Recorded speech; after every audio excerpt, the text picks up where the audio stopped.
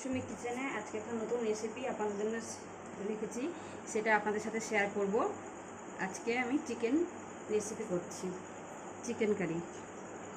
Chicken curry করতে কী কী লাগছে: 1 KG chicken, পেঁয়াজ কেটে রাখা আছে, আদা রসুন লঙ্কা আর টমেটো কুচি, হলুদ লবণ, সাদা তেল আর মিট মশলা আর গরম মশলা। এই দিয়ে আমার রান্না হবে, জল ছাড়াই মাংস রান্না হবে এটা আমার। আমি এখন কড়াইয়ে তেলটা দিয়ে দিচ্ছি। আর হচ্ছে এখানে আলুটা আমি তেলের মধ্যে দেবো। এখন আলুটাকে ভেজে নেব ভালো করে। এই যে আলুটা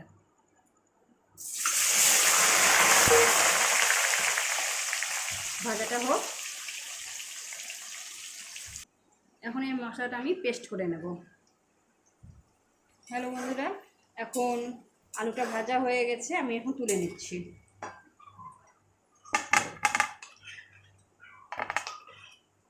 দেখুন লাল করে আলুটা ভেজে নিয়েছি।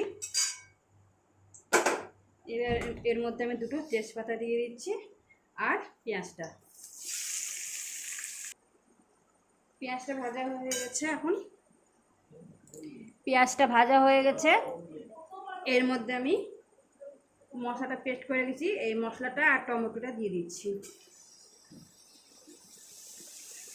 এই মাংসে আমি কোনো জিরা ব্যবহার করি না, আমি হলুদ পরিমাণ মতন দিয়ে দিচ্ছি।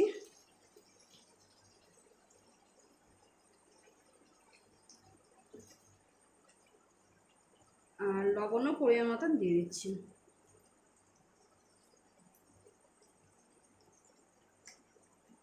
এই মশলাটা ভালো করে এখন কষে নিতে হবে।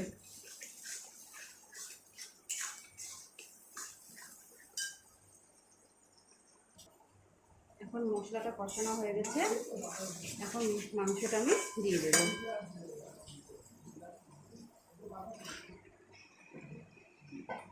মাংসটা দিয়ে এবার ভালো করে কষে নিতে হবে।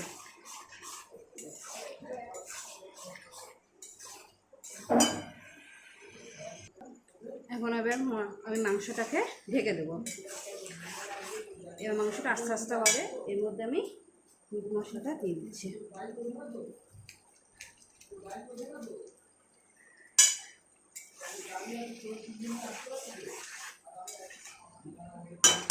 এবার আমি ঢেকে দেবো এটা। এবার ঢাকনাটা খুলে দেখবো, মাংসটা প্রায় হয়েই এসছে আমার।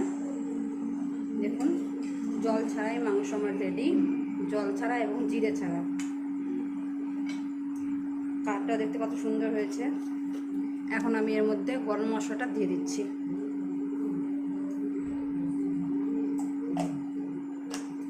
আমার মাংসটা রেডি।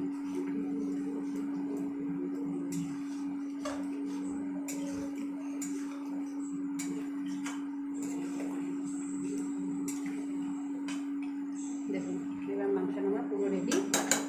ঢাকনা ঢেকে আমি বন্ধ করে দিলাম।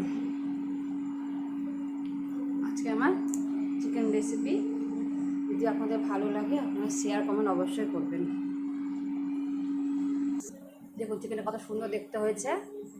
আপনাদের যদি ভালো লাগে তাহলে আপনারা শেয়ার কমেন্ট অবশ্যই করবেন।